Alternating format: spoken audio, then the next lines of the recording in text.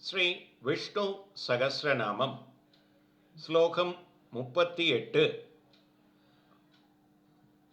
பத்மநாபோ அரவிந்தாக்ஷ பத்மகர்ப சரீரப்ரத் மகர்த்திகிருதோ விருத்தாத்மா மகாஷோ கருடத் வஜக.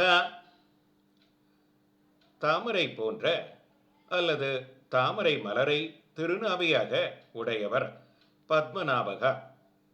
தாமரை மலரை போன்ற திரு கண்களை உடையவர் அரவிந்தாட்சகா. உபாசகர்களால் ஹிருதய கமலத்தில் நிறுத்தப்படுகிறவர் பத்ம கர்ப்பகா. உபாசகனுடைய ஹிருதய கமலத்தில் இருந்து கொண்டு தனக்கு உடலான அவ்வுபாசகன்களை போஷிப்பவர் சரீரபிரத்.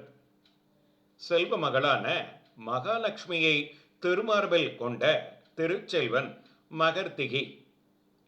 அடியார்களின் ஸ்மிருதியை கண்டு சந்தோஷிப்பவன் ருத்தகா. சகல ஆத்மாக்களையும் படைத்த பரமாத்மா விருத்தமாகா.